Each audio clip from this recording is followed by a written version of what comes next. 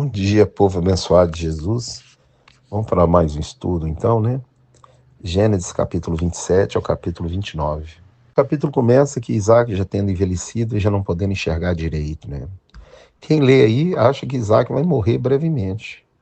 Mas você vai ver que Jacó vai lá para Padã Arã e vai ficar lá 20 anos, né?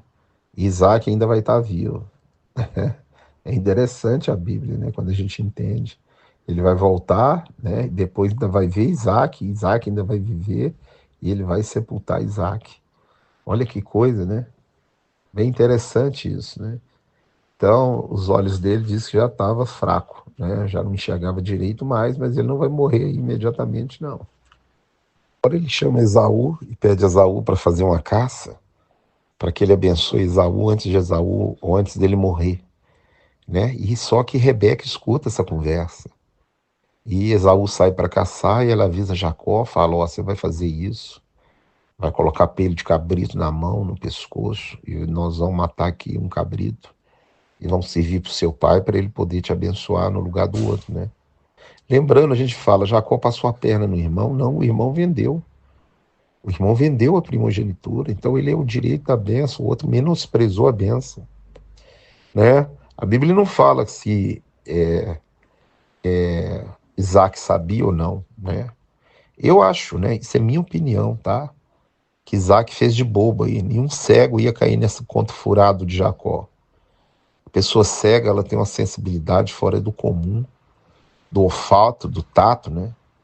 Mas vão na história da Bíblia aí, né? E você vai ver que Esaú não podia ser o herdeiro da bênção, porque ele tinha casado com duas mulheres estrangeiras, e essas mulheres vão ser motivo de amargura para Isaac e Rebeca. Então, o único que era o herdeiro legítimo é Jacó, ainda mais que o outro vendeu, né? Mas aí você conhece a história, né? Ele vai matar um cabrito, a mãe vai fazer, ele vai chegar lá com a conversa que é o seu filho Esaú, e Jacó vai dar um monte de bênção para ele, as bênçãos do descendente do Messias, né? Bênção maravilhosa para ele, e vai tocar nele, beijar nele, e vai falar, não, ele vestiu a roupa de Esaú, não o cheiro do meu filho Esaú, e tal, etc, e etc. E ele, quando ele sai, quase que imediatamente o outro vem trazendo a caça para o pai. E o pai fala, não, seu irmão esteve aqui, né, no seu lugar. Quem é? Falou Esaú. Ó, então, quem que eu abençoei? Então, seu irmão veio com astúcia aqui. E aí ele fala, não é à toa que ele chama Jacó. Há uma outra interpretação do nome Jacó, enganador, né? Eu não concordo com essa coisa, né? Jacó vem da palavra Yaakov. E Kev, que é calcanhar em hebraico. Aí parece que ele passou a perna no irmão, mas ele não passou, não. Ele não passou, ele enganou o pai dele, mas não passou a perna no irmão, porque o irmão já tinha vendido a primogenitura. E aí ele pergunta, não sobrou nenhuma bênção para mim? Aí ele fala, você vai trabalhar com labuta, vai não sei o que, nas montanhas. E ele fica revoltado e fala, quando meu pai morrer eu vou matar Jacó. E a mãe escuta e fala, pega Jacó, né? Prepara ele e despacha ele para Padã Arã, lá para a terra dos parentes dela, onde ela foi pega, né? Onde ela foi comprada para Isaac, Padã Arã, para que ele vá procurar o irmão dela, Labão, né? E para que ele tome mulher de lá, fique lá um tempo, depois volte. E agora, né? Jacó, então, ele vai partir, né? Para a terra de Padã Arã. E aí, nesse, ainda fala que ele de raiva, Esaú de raiva, ainda vai tomar mais uma mulher das filhas de Ismael. E essas mulheres vão ser motivo de amargura e tristeza para Isaac e para Rebeca. No capítulo 28 você vai ver que imediatamente, né, Isaac chama ele e fala, você não vai tomar mulher aqui no meio dessa terra, porque sabia da promessa do Messias. E que Jacó, né, não poderia tomar daquelas mulheres, e manda lá para o meio das parentes da mãe dele, no meio de Labão, né? E aí ele vai partir, né? Ele vai partindo em direção a Padã Arã. Ele fala, Deus Todo-Poderoso, El Shaddai, te abençoe e te multiplique, meu filho. a você e a sua descendência e te dê a terra prometida a Abraão. Olha só, vendo Esaú, vendo Esaú que seu pai abençoava a Jacó, abençoara, aí que ele vai tomar mais essa mulher, filha de Ismael, por esposa. De pirraça, de teimosia, ele vendeu o direito de primogenitura e agora está de pirraça. Jacó indo para Padã Arã, chegou em certo lugar, né? Foi dormir, pegou umas pedras do lugar e fez de travesseiro. Eu fico pensando, o pior lugar para alguém dormir é uma pedra, né? Mas aquela pedra tipifica alguém. A Bíblia diz que Jesus Cristo é a pedra rejeitada pelos construtores. Isso está em Atos capítulo 4, verso 11. Em 1 Coríntios capítulo 10, de 1 a 3. Diz que o povo no deserto bebia de uma pedra espiritual que o seguia, e a pedra era Cristo. Aquela pedra que ele deita tipifica Cristo, ou seja, ele estava aflito, cansado, mas ele resolveu descansar na rocha. Leia Mateus capítulo 6, 24 a 26, edifique sua casa na rocha. E quando ele deita na rocha, descansa na rocha, abre um portal para o céu, uma escada. Nós que estudamos lá em Gênesis e vimos que o zigurate, Babel, era uma pirâmide de escada. Ou seja, na época de Jacó, Abraão estava acostumado a ver essas pirâmides de escada. E Deus ali, ó, preservando a cultura, ele abre uma escada. E na cabeça de Jacó, aquela escada é o quê? É a mesma coisa do zigurate. Ela liga o céu na terra e a terra no céu, para que nós pudéssemos subir até Deus e Deus descer até nós. Então aquela escada que ele sonha, ele vê anjos subindo e descendo sobre ela. Em Hebreus capítulo 1, verso 14, diz que anjos são espíritos ministradores enviados a serviço daqueles que hão de herdar a salvação. Essa escada, esse caminho é Jesus, ele é o caminho. E por que é uma escada, não é um caminho reto? Porque nós devemos subir degrau por degrau da nossa fé e não podemos olhar para trás. É um caminho que nos leva a Deus. Aquele que perseverar até o fim, esse será salvo. E aí ele tem um sonho, né?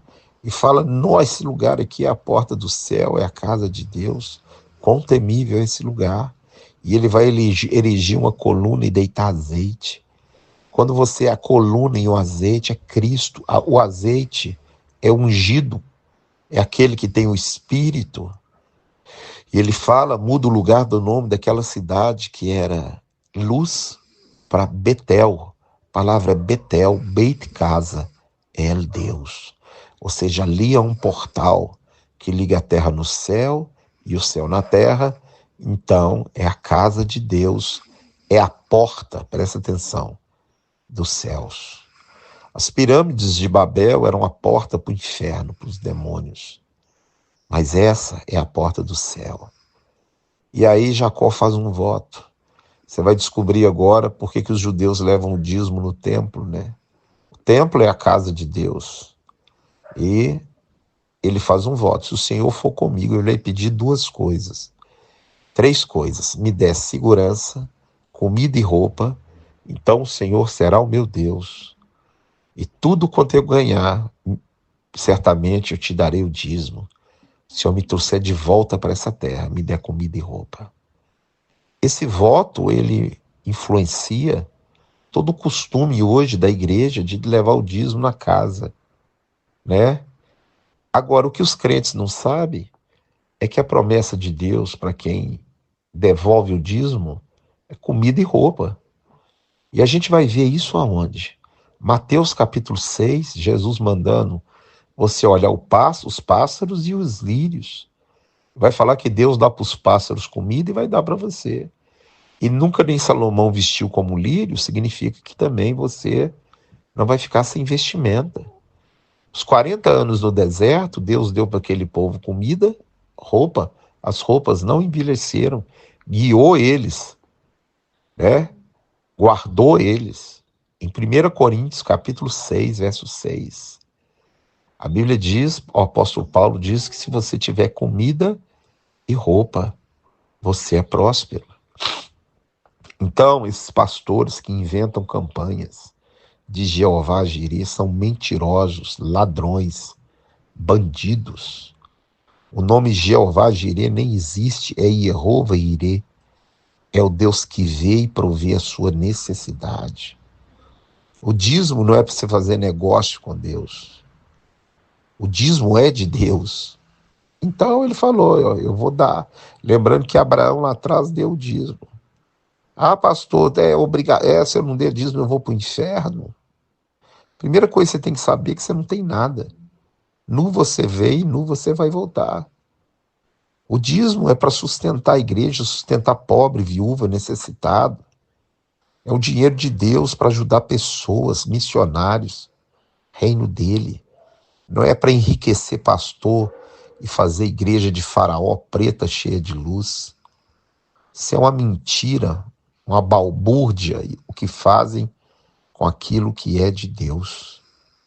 E aí, ele faz esse voto, vai erigir uma coluna ali, ungida, que é Cristo, tipifica Cristo, e quando nós estamos em Cristo, ele abre o caminho para o céu. Ele é o caminho, a verdade e a vida. João 14,6. Deus fala que vai com ele, não vai desamparar ele, vai estar com ele direto e vai dar aquela terra para a descendência dele, a descendência dele será como o pó da terra. Ele chegando lá agora, ele vê um poço onde eles vão beber água e aparece Raquel. E aí diz que Raquel era pastora. E agora os evangélicos falam, olha aí, é uma mulher pastora. Só que ela é pastora de cabrito mesmo, de ovelha. Mulher pode ser pastora, não pode ser presbítera. O título, o nome em si não representa nada. Mulher não pode ser cabeça de igreja, Deus não permite isso. Não pode participar de presbitério. A Bíblia não vai adaptar por causa do modernismo gospel das igrejas pretas, ocas cheias de gente e ocas do espírito. Então tá aí, ele encontra com ela, ele beija ela, fica apaixonado, né? E ela era pastora de ovelha, de cabrito. Aí eu pego isso aí e vou espiritualizar tudo agora. Leia Tito, capítulo 1 e 2, Timóteo, capítulo 3. Você vai ver que presbítero é homem, mulher não pode ser. A palavra presbítero é ancião, bispo, homem de respeito, pode ser um pastor, um evangelista, um mestre, um profeta. Olha, agora, o principal ministério da mulher, que ela não tem feito e deveria fazer, é a família. Está em Provérbios 14:1, não está falando o homem sábio edifica a sua casa, mas a mulher sábia edifica a sua casa. Esse estudo tem um compromisso com a palavra, não tem compromisso com você nem com a sua religião, mas tem um compromisso com o Deus da Bíblia. Então nós vamos aprender Bíblia, né? Quem quiser, né? Quem suportar, quem gostar, vai continuar. Quem não gostar, vai sair, né? Eu não estou procurando a glória de homens, eu procuro fazer a vontade do meu Deus. E eu vou com esse estudo até o último dia, só se eu não tiver saúde ou não tiver voz. Mas se Deus permitir, todos os dias estarei ensinando a palavra, não a doutrina. Palavra. A palavra na sua raiz, no contexto espiritual, arqueológico.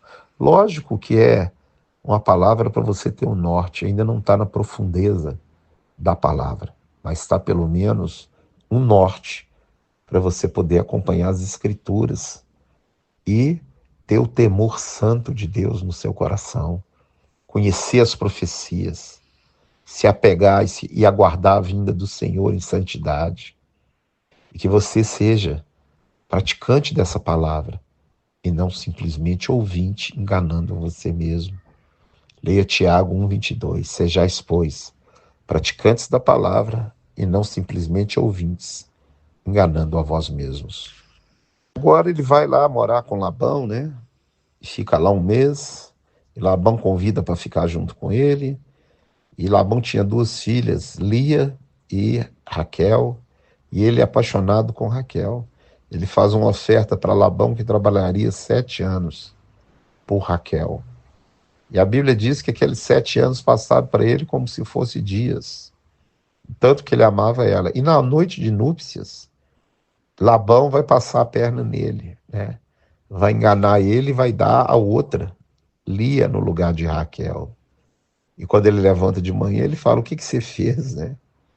E Labão fala: ó, aqui o nosso costume não é esse.